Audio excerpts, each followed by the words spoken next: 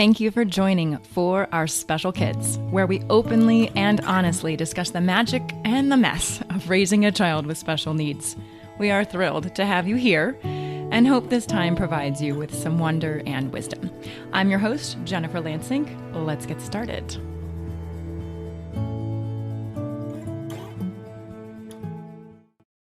Today, I am so excited to once again have an episode called Meet Amazing. In this episode, Tania and I talk really openly about what it is to be a parent and to struggle. I love how Tania openly talks about what she chooses to make herself happy and that it isn't always playing with the kids, that giving herself some time to do the things that make her happy is extremely important. And we talk about all sorts of different things that make us laugh. You will note in the beginning that my energy is way high. I just was so excited to talk to Tania. She's one of my good friends. And so I do calm down. Just bear with me for a bit. So let me go ahead and introduce Tania. Tania Ginsberg-Jambou's past experiences prepared her beautifully for parenting 3 children, one of whom has special needs. She worked in the Montessori classroom for 6 years and enjoyed seeing the intelligence in each child. Her passion for young children led her to continue learning, and thus she completed Pickler trainings in Paris. So inspired, she then traveled to Budapest to observe at the original Pickler Institute. The idea of learning through observation, and through observation, learning how to better help a child grow, is now one of her life's missions. Tania is a certified neuromovement practitioner and for now loves to share this interest with those around her. She currently lives with her husband, Etienne, and their 3 children in San Diego, California. She's here to speak with us today about parenting with ease, love, and grace. Thank you for joining me. Oh, thanks, Jen. You're just this beaming light that is a beautiful presence in this world. And I am really thrilled to talk with you and introduce your story to our listeners, but also just because I like talking to you selfishly. Ditto. This is a pleasure. Tell me about your family and what brings you the most joy about them. A lot brings me joy. So I married a fabulous Frenchman. I married him 12 years ago, and we have our oldest, Nora, who is almost 9. We have our son, Benjamin, who is 6, and we have a little girl whose name is Sarah, and she just turned 1. So amazing, these children. If you met them, they just glow. All 3 of them glow. So I need the secret that you have to parenting. If you find it, please tell me. No, I think Etienne and I, my husband, Etienne and I, we really try to see each child as individuals.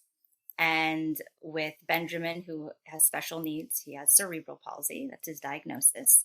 Between all 3 of them, they're so different. They have such different interests, different needs, different desires. We try our best to see them for who they are, and not for who we think they should be or who we want them to be, but who they are today, and to be with them as who they are in this moment. And they will change, we will change. I think if we can meet where we are right now, I feel like we have the most harmony in those moments. Okay, we're done with our interview. If you guys can't tell when you're listening, I have a little more energy and you have this beautiful calming essence that brings me down. So eventually I'll meet you there. or you might just get me revved up. No, I hope not. This is not a good energy to always live in. Okay, so I now understand why Teal is Teal and your kids are beautiful and sweet and wonderful. I'm kidding. Teal is amazing and wonderful. Okay, so one of the things we wanted to talk about was how you parent 3 children. And like you said, meeting them where they are, letting them be who they are. Because from my perspective, I have 1. Teal is my only. She requires everything of me. And I sit there and think to myself, how in how do you handle three children with as much as I know that Teal demands as a child with special needs, and then also balancing these two other beautiful spirits? So what do you believe is working really well in balancing all three of those perspectives as children? It's a really good question. I think we first had Nora, and I had such high expectations of myself as a parent. I've done so many years of study and work in young children. It was my specialty before having my own, that I held the bar really high for myself as a parent. And so I had Nora, who is neurotypical, and I felt as though I was failing her every day. I was never doing enough. I was never present enough. And so when we had Benjamin, and she was only 2.5 years old, and Benjamin had a traumatic birth experience, which was traumatic for him. It was traumatic for us as parents and for Nora, the sister. It put things into perspective a little bit for myself and for Etienne of what is really important. And thanks to Benjamin and the experiences that we've had with him, I think he has taught me so, so much about being present in the moment, of not beating myself down, of giving myself more grace, of giving him more grace, of giving Nora more grace, of giving my husband more grace. And it was a really beautiful gift for me as a parent in those first years to have Benjamin, for so many other reasons. But that was really my big takeaway, was I am trying my best. We are all, as parents, trying our best. And maybe some days we feel as though we've come short, and other days we feel like we had a glowing day and we should just, we deserve a medal. And so I try to see it as a marathon of, I don't try to every single day be the absolute best parent who deserves an award, but just in the long run, do I feel that I'm parenting in a way that speaks to me? Am I parenting in a way where I see joy in my children? And also, am I parenting in a way where I like to be with my children? That's a really important feeling for me to have at the end of the day. Do I feel exhausted and I want to get away from them? Sometimes. But overall, do I enjoy my time with them? And if I'm not enjoying my time with them, then what can I change as the parent to make it more enjoyable? So, Jen, I don't even remember your question. It was beautiful. I have plenty of questions for you based on what you just said. Well, first of all, I think the whole never doing enough, whether you have children that are neurotypical or not, it is the constant little person on my shoulder. And it's something that I didn't know happened Yes. to parents. I Yes. didn't understand that it never goes away. And I think what you're saying is really amazing, that yeah, that person's always going to be there, that little voice inside, but we have to cultivate the other conversations in our head. We have to, Absolutely. like you said, we have to feel like, yeah, some days I did deserve a medal. And then some days that I don't, that's okay too. Yeah. Where do you go, or what do you say to yourself, or what do you do when you feel like you have a lesser than wonderful day? One very wise therapist that Etienne and I saw very early on always said, "You did the best you could." And it sounds light, but for me, when my heart's in a good place, I love my children, I love my husband, I love myself. And sometimes I can also be hard on myself. I can be hard on my husband and my children. Or I can take a moment where I'm exhausted or I'm hungry or I haven't had a moment to myself, whatever it could be. And I'm a little quick to judgment, or I say something and I see the look on my child's face and I know that somewhere I've hurt them. It's painful in the moment. And sometimes I let it go, because in that moment, I was the best I could be. There were so many other things going on. And so then I try, if that does happen, maybe not in that moment, but to try to remember and then to go back and repair. So Nora, our oldest, who is becoming more and more independent, these days it's beautiful to watch her independence. And sometimes I feel that my connection with her is changing, and it's changing in some positive ways. And also in some ways, whereas a mother, I think, oh my goodness, she's growing so quickly. Mm-hmm. And so some days I speak to her with not as much kindness as I would like. Then it might be that night or the next day. I always try to go back and say, I don't really like the way I spoke to you. I really apologize. And sometimes I give her a reason and sometimes I don't, because the reason actually doesn't matter, I don't think, for the person. They just felt a way and my words created possibly that feeling. And so then how to show also Nora, but also the other two, that I'm human and I'm their mother and I love them. And I'm also a woman and a wife and a human being. Mm-hmm. Who has my own emotions, my own feelings, my own things that I'm going through. And they don't need to know any of that, but they can see a humanity side to things. Yeah. What a good gift for all of us to remember is we are human and we are doing the best that we can with the skills and the tools that we have. Yes. And yeah, we're both lucky to have husbands that are extremely supportive of us, but there are plenty of single parents that may be listening to this, or, caregivers that don't have that support. And in the end, each one of us is doing the best that we can, period, with what we have. Absolutely. Absolutely. Yeah. I would imagine you apologize to Nora about one every million days, because I don't ever see you just having, I was thinking about this interview. I'm like, I wonder if she ever raises her voice. Please say you do at least like once every month or so. Oh goodness. Okay. Don't answer that question because you probably don't. So just don't. I think I pull out the teacher in me of the harsh look with my eyes. I don't raise my voice. That's not in my personality. I know. I can show death rays. Yes. Well, let's transition over to Benjamin a little bit. You said you had a traumatic experience with his birth. Would you care to share a little bit of that with us? Absolutely. Benjamin's birth was a huge gift in so many ways. His whole arrival, his whole being in our lives was a beautiful surprise, I like to say. So at his birth, he was not breathing. The hospital that we were transferred to didn't quite know what was happening.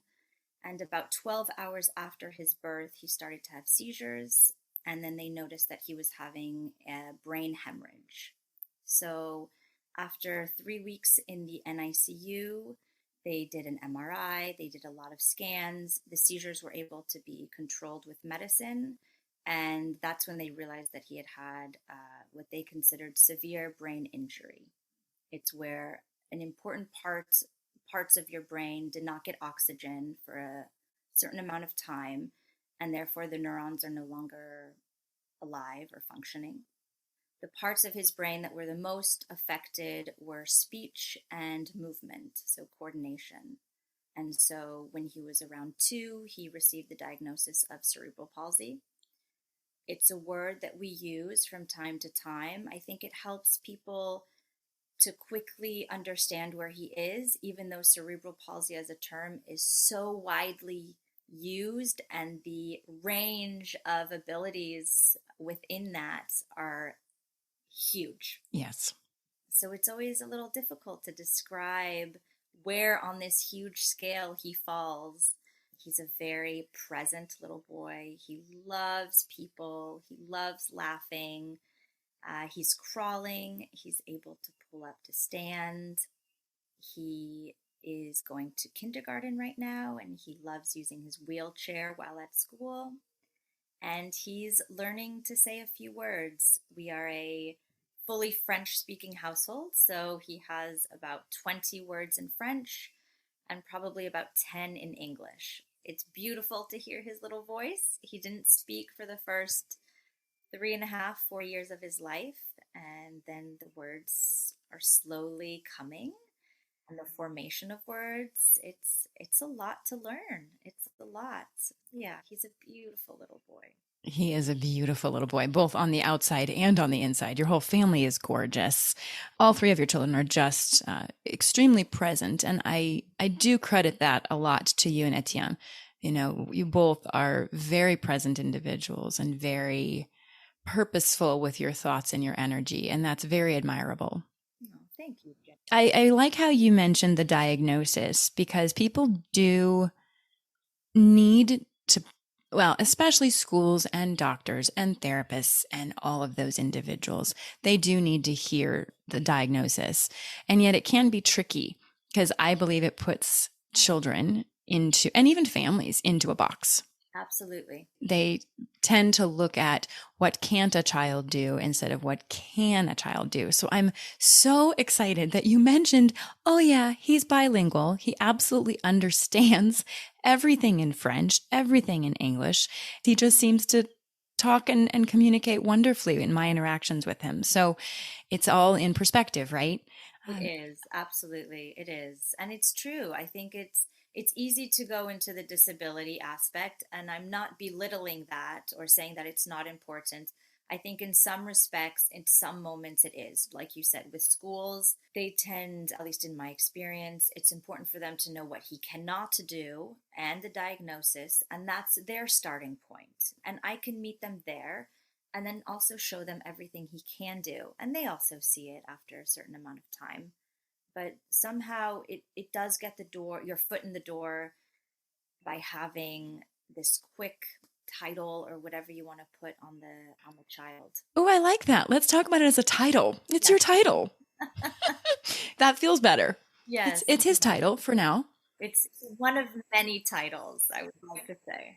Very cool. Well, we've met through Sylvia Shordyke, who did one of our first episodes on neuroplasticity. And so I know that Benjamin has had surgeries and therapies, and he still is having them. Tell me about what you've done and then some of the changes that you've seen as a result. When Benjamin was first let out of the hospital after 3 weeks, the doctors told us there was nothing to do for the first 6 months and that we just needed to wait and to see. So as parents of this new little boy, we did not feel comfortable sitting around doing nothing. And we reached out to our community around us and we said we were open to everything and anything.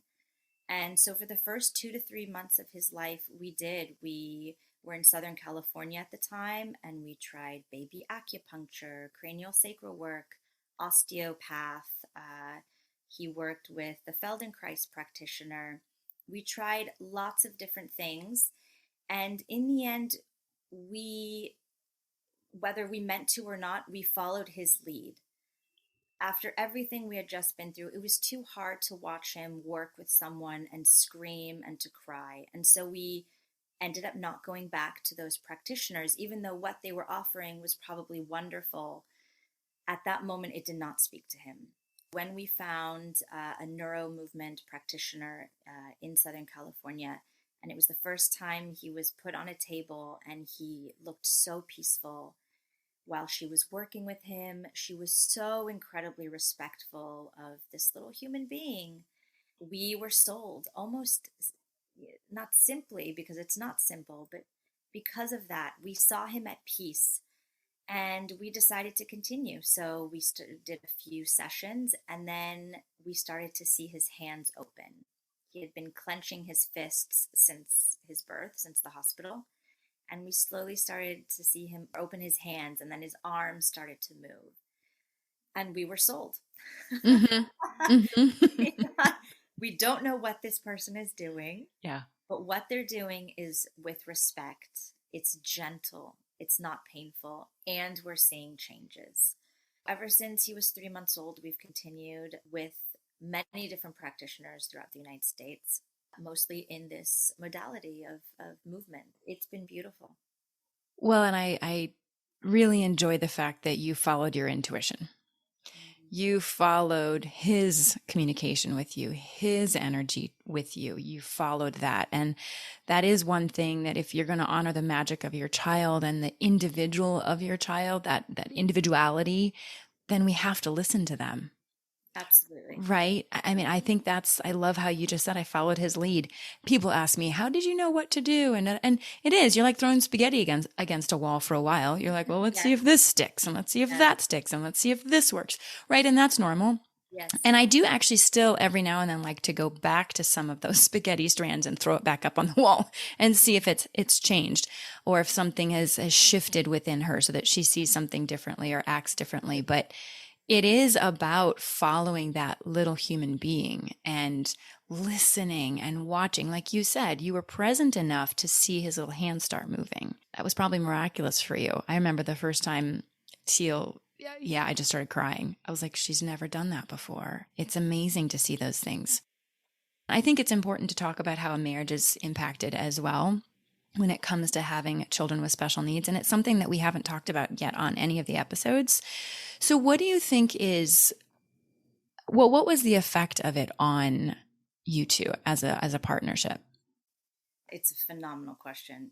I don't know why, but while Benjamin was in the NICU, I had read an article that stated, I think 78% of couples with a special needs child will get divorced.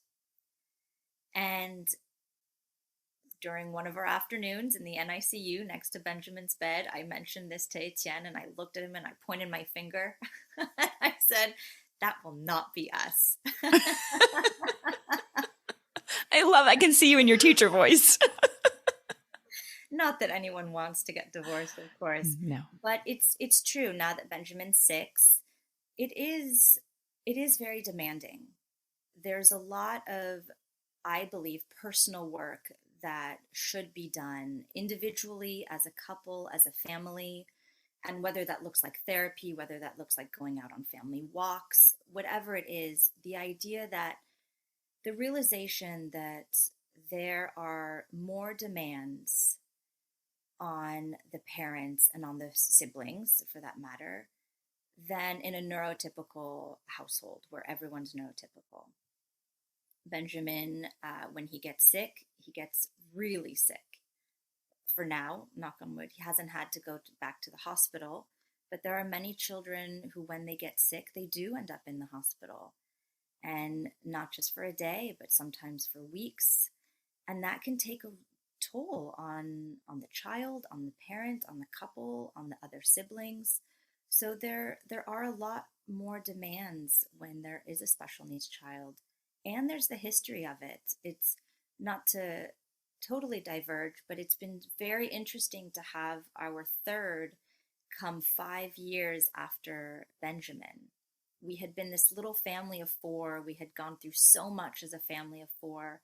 And then this fresh little body appears in our lives. She doesn't have any of this past. And I see it in her personality already. There's a lightness to her. There's an acceptance to her that we don't have because we've gone through such difficult moments as a family. And so it is this beautiful, almost juxtaposition to have her in our lives as this constant reminder of, yes, we did go through something very heavy, and some moments do feel very heavy, but they don't all have to be heavy, and it doesn't have to define us as a family either. She's brought in this whole new energy, and it's been such a gift to watch her grow with us and to watch us grow with her, and how she has completely changed the dynamic of our family. It's been fabulous. So I think as a couple, to go back to that, because it is so important, I would say that we try to have grace for one another. When Etienne and I get into disagreements or heated emotional topics, because there are so many, we often try to remind ourselves, he is well-meaning. He loves me. I love him. I'm well-meaning. I don't do anything or say anything on purpose to hurt his feelings. We're not mean to one another, and yet sometimes it can come out that way. So also to give each other grace. If he speaks in a way that might hurt me, I can take it in and know that it wasn't meant to hurt me. And from there, I feel we can have an open discussion. finding the time to have those open discussions is probably the hardest part, right? Absolutely. Alex and I talk a lot about giving each other the benefit of the doubt Yes. and having grace. It seems like those are the same. Yeah, very well said. Yes, to give yourself the other person the benefit of the doubt of they were not ill meaning, they were not trying to cut you down. Again, we're exhausted, we're tired, we have other things happening in our lives, and sometimes it doesn't come out as elegantly, as kindly as one might hope. Or, sometimes Etienne and I feel we have a 2-minute space in our day. Mm-hmm. And so sometimes things just have to be spit out. Yes. And then we can digest it. It's been a learning process for Etienne and I as our couple to start with no children and then 1 and 2 and 3. We used to, the idea of never go to bed angry or always never let things sit with anger. Well, sometimes we don't have a choice because the children have to go to school, because we have therapies, because Etienne works, because I have my things. And so sometimes it does have to get put on the back burner. We come back to it, or we try to. I love that, the honesty about that. Because you're right. I used to have that whole, oh no, we'll stay up until 3:00 in the morning hashing this out. Okay. First of all, my parents used to say nothing good happens after midnight. So let's be honest about that. It is okay, I think. And there are probably people that they may write in and say, I disagree with you. And that's okay, because that's what this is about. I'm sad to say there are plenty of nights that I know that I'm going to bed upset about something. I really don't get angry about anything important. Have you noticed that? Well, Yes, maybe I literally, the stuff that Alex and I, specifically me, argue about, it's like the trash or why hasn't the cat litter been changed in 4 years?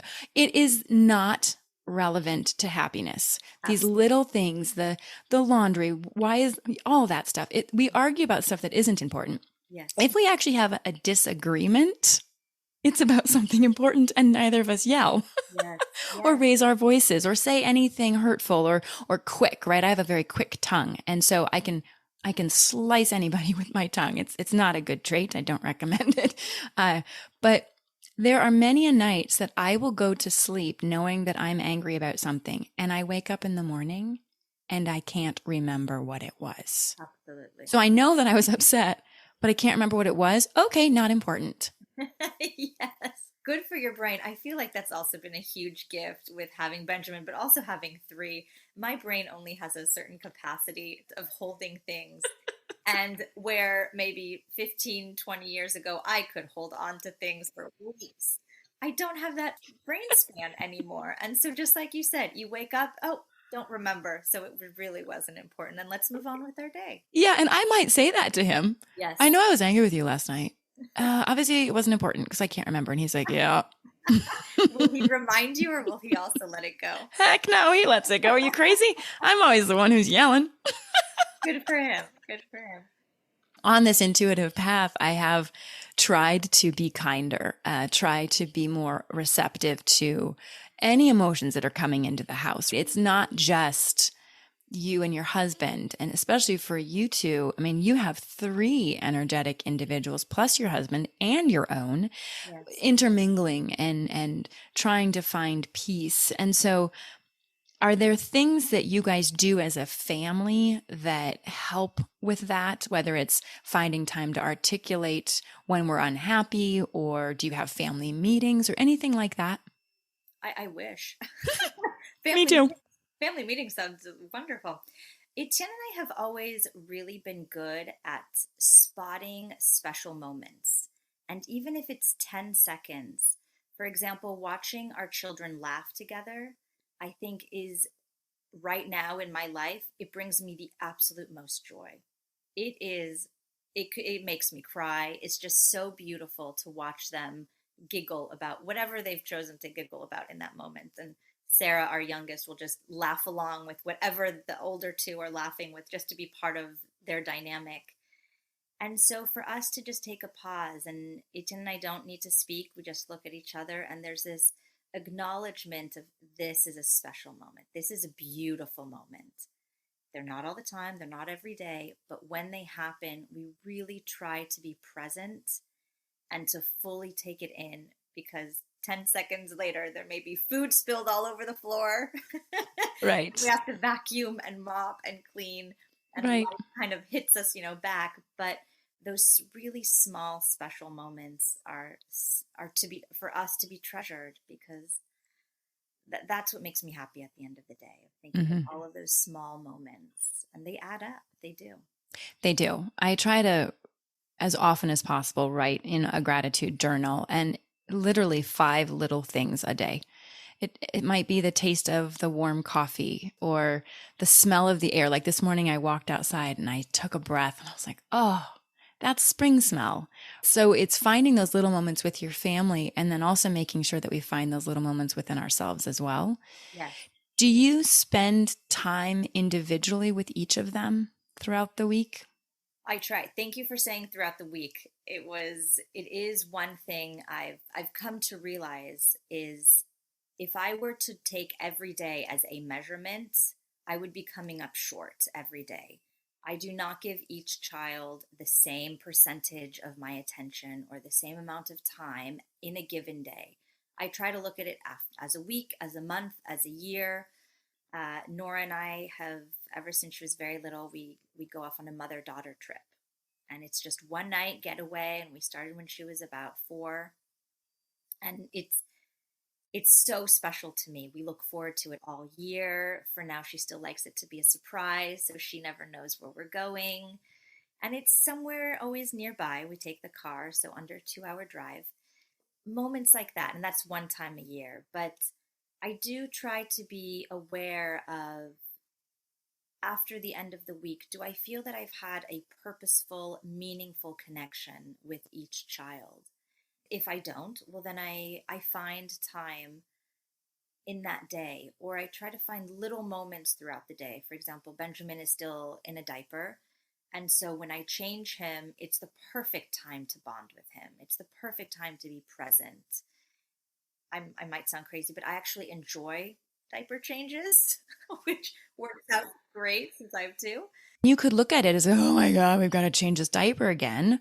Or you could look at it differently and say, this is a time where I get to feel how soft his skin is and tickle his little tummy or touch his hair because he's laying down. And Teal is getting potty trained. I'm super happy. She's doing great. But we do still have diaper time, especially when she goes to bed at night. I like to lay her down and let her relax and tickle her skin and all of that stuff, because it's those little moments. And then when you hear the laughter, goodness gracious, doesn't that just melt your heart?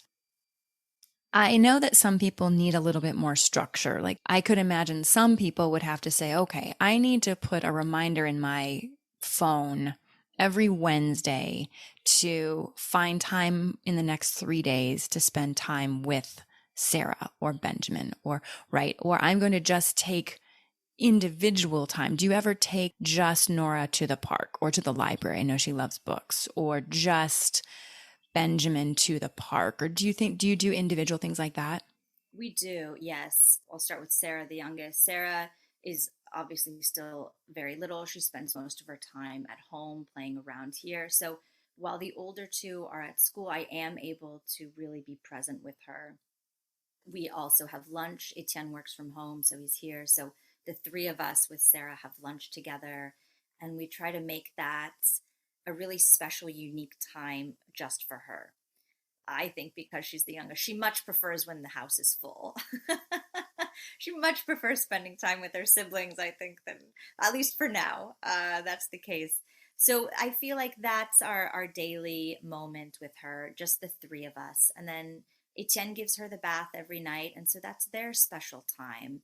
So there are times in the day that are necessary. For example, putting children to bed. We still put all 3 of children to bed. Benjamin, like I said, has diapers, so his diaper has to get changed throughout the day. We have dinners all together as well. So there are moments in the day that are just part of the given routine that, if we're present enough and if we have enough energy and we're not tired, we try to be as present as possible to make those moments really count. Yes, Nora absolutely loves reading, so that's actually an activity she loves to do with Etienne, is they go to the library almost every week or every 2 weeks. She gets to choose as many books as she wants, and that's their special time. They tend to go in the afternoon, so she gets a special treat as a snack, and that's her moment. I would say if there's the need to put it as a reminder that to be aware, is it adding more stress to your life or not by doing that? And I do know many people who feel reassured by having that list or something they can check off, like done. But then to me, the moment that becomes an extra added thing to do, I feel like our days are full enough of things we have to do or feeling we have to do them. So, Well, absolutely. And I that's a really good point, is there's a difference between would you or should you? yes. I do try to avoid a lot of the shoulds. I've been getting a lot more present about, hey, the laundry is not going to get folded because Teal desperately wants me to play horses with her. Yes. Or I mean, there's those moments all the time where I specifically choose the house is going to be a disaster. Now, Yes. you probably don't have that, but I have a disaster of a house. I'm actually looking at getting a housekeeper because I've just decided Yes. I'm running 2 companies. I have a child with special needs. I also have a husband. Oh, don't forget about your outside family and friends. What? Friends? Yes. So all that stuff, right? Why do you think I wanted to do a recording with you? Just to spend an hour chit-chatting? Selfish. But it is important to just figure out those little things in your life that can absolutely help. Like for me to have someone fold laundry, do laundry, and put laundry away, I am telling you what, I don't know how people do it with 3 kids. Now, I do know Teal goes through more clothes because she is still drooling, and we have a lot of outfit changes during the day. But at the same time, finding those little things that allow you to be more present within your existence is huge. And if that means, I told Alex, I said, listen, I don't spend a lot of money on stuff. Like I'm not a clothes buyer. Yeah. Obviously, if you were to look at me, I don't buy a lot of clothes. I don't spend money on makeup. I don't have whatever. I don't spend a lot of money. But I said, I will figure out, if I have to figure out how to let go of more things to pay for a house cleaner or a housekeeper, I will. And he was like, Jen, can you just let go of it? We'll get you a housekeeper. But at the same time, right? It's just figuring it out. Yes. Like figure out what works for your family. And if it does need to go on your calendar, just as a little reminder, great. Being more present, maybe you need a reminder that says, hey, what did you enjoy today? Or maybe every night before you go to bed with your husband or your partner or your spouse saying, what was joyful today? Not how was your day, but what was joyful today? Yeah, it's a really good distinction. Yeah. And going back to the laundry, the folded sheets, Yes. I also wanted to make a comment because I find this in myself sometimes. I actually choose to do the laundry instead of play with my children. And that I also give myself grace in those moments because for some reason, sometimes, not always, folding laundry gives my little moment of quiet. And Etienne is wonderful. I love cooking. I love preparing meals. And so preparing dinner is actually me time. Etienne is on the floor. He's playing with the children as I prepare the meal. And if I can be alone in my kitchen preparing something simple, but just preparing their meal, those 30 minutes I love. And it took me a really long time to be able to admit that I would prefer those 30 minutes be in the kitchen than playing with my children, because for some reason it makes me think, oh, I must be a bad mother or society will think horribly of me. And yet it's okay as well if you to be aware of what are you choosing to do. And in that moment, you say, my house with a whole bunch of laundry, that's not as important to me right now. And someone might say, you know what, that is what's important to me right now. And both are completely okay. I appreciate that honesty so much. Because I am the same way. I'm very much the same way where for me, a clean kitchen, like having the dishes done and the kitchen clean, I will forego playing with Teal because that for me is important. Yes. And we all have to identify that as what is important. Like for you, I know every morning you get up, you do your hair, you put on makeup, and you do that for you. For me. Yes. And why is that important for you? I feel that I'm better able to show up for other people if I just have my contacts on, if I just have a little bit of makeup, if I feel, oh, I'm looking nice today, I feel that I'm then able to be much more present to other people because I'm feeling good in my own body. And so on the mornings where it's a rush, I'm still in glasses by 10 a.m., I haven't showered, I'm feeling a little icky, I've noticed that my energy is lower. I've noticed that I just feel like my day hasn't started. And so therefore I can't show up in the same way. And it's very true that I 100% do it for myself. And again, that's another little moment of time that I decide to take for myself of this is important for me to be able to continue my day in the most positive way possible. I do think that so much of it is linked to how we saw people growing up as children, especially for females. I think when I looked at my mom, when did I think she felt the best in her own body? So talk to me about how important sleep is for your family. Incredibly, and we're still not getting as much as we need. You have 3 children. With Benjamin, at the very beginning, there was a lot of medication that we were giving him in the middle of the night. So we were actually waking up to give him medication. Once we weaned him off of that, I was nursing until he was 2. And so I would also night nurse. So there wasn't that much sleep.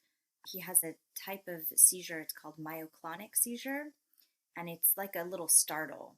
Sometimes that wakes him up at night and it's a startle. And then with the cerebral palsy, I think it leads to stiffness or rigidity, which is probably very uncomfortable for him. And so he cries out, we reassure him. It's been a very long process for Benjamin to sleep through the night. He is still not fully sleeping through the night. He tends to wake once or twice, most nights for now. However, when I was pregnant with Sarah and it was closer to my due date, we realized we really needed help. We needed outside help to break the cycle that we were in. And we found a phenomenal woman. She specializes in children with special needs. We really liked her approach. It was really gentle. It took Benjamin and us a long time. I think one of the things she really brought to the forefront for us was that a child's sleep is not 100% on the shoulders of the child. It's also the dynamic that the parents have put into play. Can we take responsibility for what we are doing to inhibit the child from actually sleeping? Can you give me some examples of that? So in our case, we, without noticing, we were still reacting to Benjamin as though it was life or death. In the middle of the night, when our wits are not with us and we're exhausted, we tend, I think as humans, but especially Etienne and I, we tend to revert back to what we know. This idea that Benjamin is no longer in a life or death situation, we can very rationally tell ourselves. But in those moments of hearing the child scream, it's 3:00 in the morning, we were reverting back to the panic mode of, is he breathing? Is he okay? Does he need to be saved? And for us to remind ourselves of he can also be a child who's just waking up from the night. And it can be as simple as that. It doesn't always have to be child with special needs and cerebral palsy waking up because he's having a seizure. Right. It can also be both, and it's not always the more traumatic one. So he helped us to really see that and to also give Benjamin power. She had us do a lot of preparatory work, even before we started the actual sleep education. I don't like sleep training as a word, but the sleep education. There was a lot of discussions with him. There was a lot of ideas of, do we allow for independent play throughout the day? Because at night we're expecting him to be independent. So if we have somehow taught him that in the daytime he can't be independent, how is he supposed to know that he can be independent in the dark, in a room, away from us? What a great concept. It was really enlightening for us. Me too. Yeah. Little moments like that were really helpful for us as parents, but also to to really have us believe in Benjamin and that it's something that he is capable of doing and that we can help him get there. So, yes, sleep is very important. We've started, actually, I think Alex started this, where he now knocks before he opens her door. But I think for me, it helps me pause. Yes. Like, okay, get a hold of my own emotion, get a hold of any panic or fear or anything that I've got going on. A little bit of a, okay, I'm coming in now. And it gives her also that the fact that she is a little independent. It's her room. Yes. So those are little things that as you were talking, I was like, oh, hey, we are kind of helping her with her independence. Yes. I really like that. It also, I think the knocking and the pausing allows the child, they're in their own emotion, right? And so that outside all of a sudden sound, for example, they can almost then anticipate your coming. And then their emotions, I believe, can also somewhat regulate at that moment. Oh, even my parents coming, they're going to reassure me.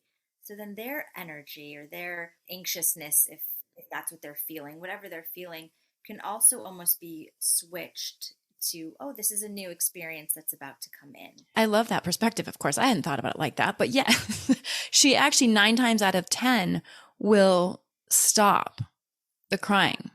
Because, and again, it's not, she doesn't wake up with seizures. We've been very blessed with that.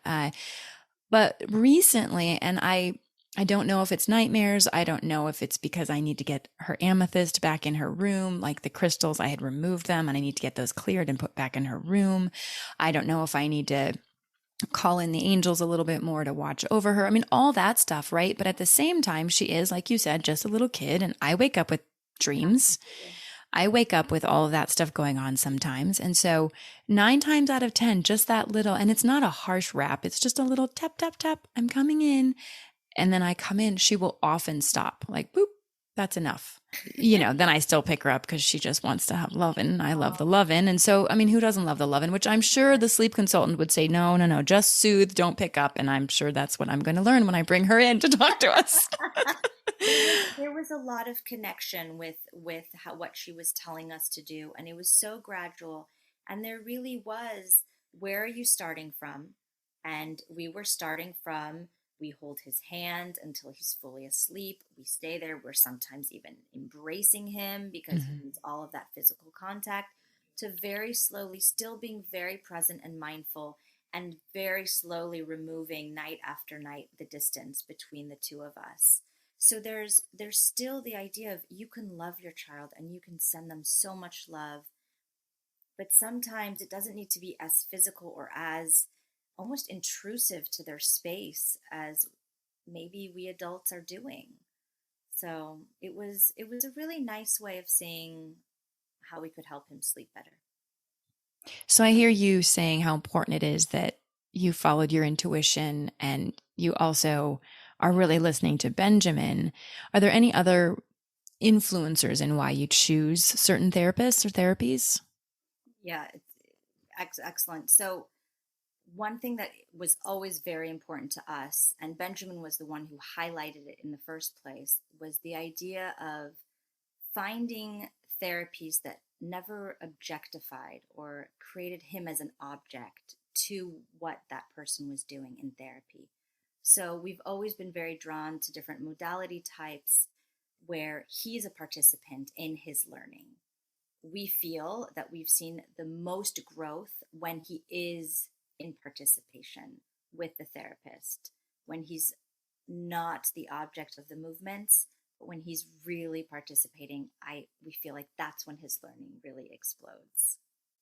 So yes, the idea of not objectifying Benjamin has been fundamental for us in choosing therapies.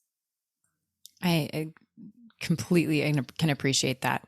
It's letting, I talk often that Teal's smarter than me, right? It's letting her lead, like you mentioned way early in the beginning, is letting her lead and letting her be the main communicator with the practitioner or the doctor. Like I try not to answer for her. I try to let her figure out some way of engaging and conveying her message. And again, it's because she is a human being. Yes. Yeah. Yes.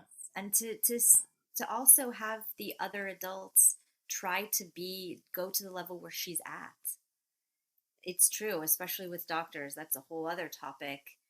But how can we as parents help doctors who might not have that much experience, or they might not have a child with special needs? It's how can we meet the child wherever they are at and get to their level and treat them as a human being? Because regardless of their ability or regardless of their disability, they're still a human being. They're still a person behind the diagnosis, behind the label, that we can come in contact with. And good doctors, in my opinion, know how to do that. Yep. It's teaching people to celebrate the magic, right? I love this time with you. Thank you very much. And I know everyone listening is definitely feeling the love and joy that you have just as a person, but also as a beautiful mama. Aww. You are a light. I'm blessed to have you as my friend. I learn something every single time we talk. I often come back from our conversations and I tell my husband, I'm like, just every single time I talk to Tania, she just brings new light to something. I can't thank you enough. What a beautiful compliment, Jen. Thank you. Well, thank you for having me. I'm honored. Thank you so much. Thank you so much for joining us today. I hope you found 1 or 2 meaningful nuggets of information to make your day better. If you think there's value in what we do, please take a moment to tell another friend, family member, or caregiver. We'd love to hear from you at forourspecialkids@gmail.com. You can send in a question, a comment, a topic that you'd like to learn more about, or if you'd like us to highlight a certain person, please send that information to us. It makes our show so much better and so much more valuable for you. Our Facebook and Instagram handle is For Our Special Kids. And finally, remember to witness the wonder and the wisdom within yourself and others. Until next time.